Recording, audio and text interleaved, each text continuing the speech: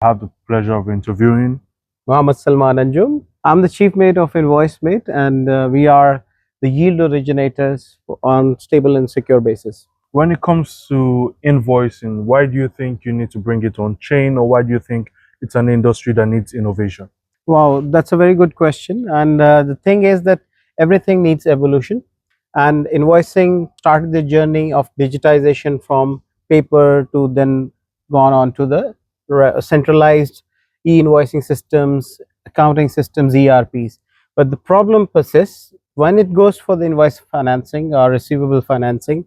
On these centralized platforms, you can do tempering, and this is the reason why most of these invoices, which by the way is the most commonly used commercial document world over.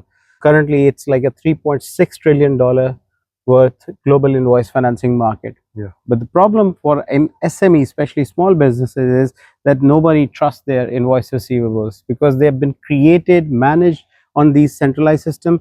You and I are good friends. We can change the numbers from 50,000 to 5 million with just our collision. Gotcha. So that's the reason you need to take the creation and the whole journey of reviews, approvals, versions of the invoices on chain, so that it serves the trust and immutability, and eventually the instrument of invoice, which is an invoice receivable especially, which is a asset on the balance sheet side, so will be trusted by the financing institutions, and they can give the invoice financing even to the small businesses as well.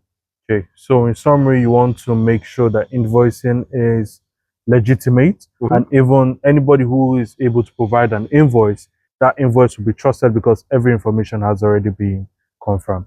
Absolutely. So the whole proposition, we call it KYI, know your invoice. So that's as simple as KYC on the clients and KYB to the businesses. So we just make sure that each invoice is ready for financing, it's reliable and trusted. Okay, that's good to hear.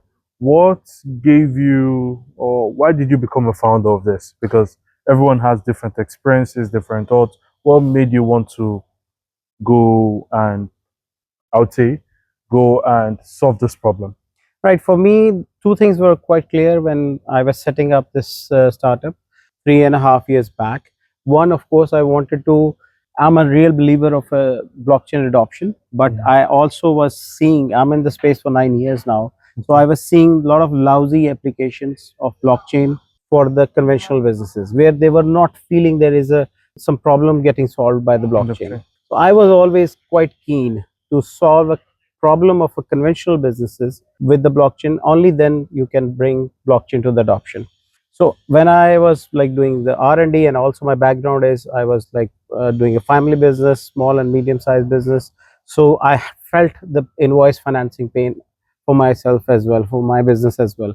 So I knew that this is a problem, that if these instruments of invoices can be taken on chain, the whole invoice financing journey can be taken on chain, and plus you connect the liquidity of the crypto with the conventional businesses, there Yeah, is a clear bridge you can form. And that's true. exactly the reason why I was like I started building this.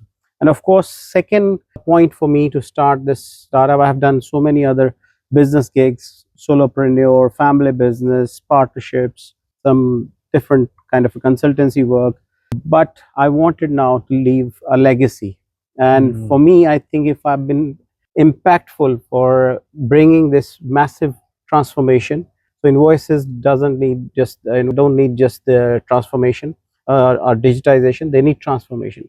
So if I bring making some impact on the transformation of instrument of invoices, it can create a cascading effect on the cash flow of the small businesses. So your vision is create a legacy in the invoicing world. Indeed. It's good to hear. What do you think would be the your advice to the younger generation who also want to start a business, also want to get into invoicing, tech, crypto? What would be your advice for them? Right, first of all, see the pain point that you are passionate to solve. As I said, I want this pain point of invoicing to solve, not just for the like again industry. It's like my passion also. As a, I want to leave it as a legacy. So you have to live with that problem, and Mm. of course, not only the solution which you think that probably When you visualize that solution of the problem, the probably you are having not a full picture. You stay with that problem for 2 3 years, you refine it to a proper a solution. So the first thing you need is a problem to solve. If you don't have that problem and don't passionately involve engage with that problem, have probably not suffered from that problem, I doubt you will last. Your motivation of being a founder will not last that long. There will be a lot of like humps and dumps, so you have to keep on your motivation level at the optimum, like maximum level rather. So you cannot make it sure unless you are in love with that problem to solve. Yeah, I agree with you because for us as founders, if there's no emotional connection or understanding problem to the bottom, you will just end up spending money on another Mhm. person's problem and you will not know if you're getting good feedback.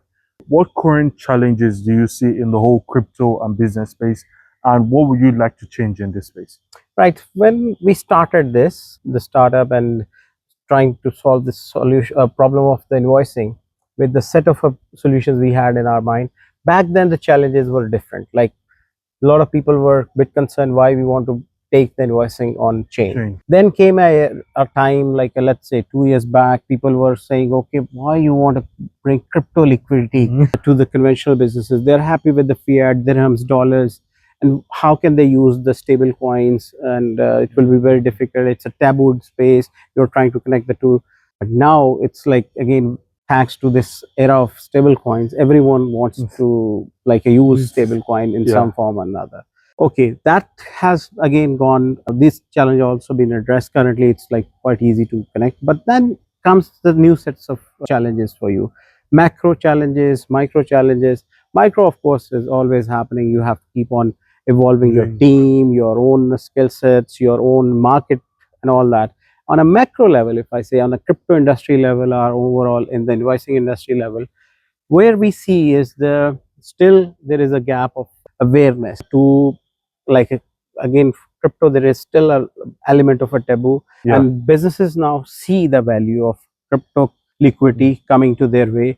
But yeah, it is not as easy as using the normal fiat rails. So the rails need to be more simplified. The payment rails of crypto routing towards the fiat or connecting it with the conventional businesses, some seamless kind of a rail is still, I'm not saying missing, but it's still required to be more refined.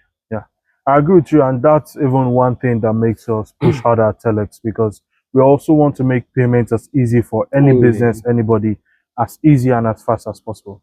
So thank you so much for this interview. I really Thank you, appreciate it, Timothy, for that. and love to see you on more future events as well. Indeed, looking forward.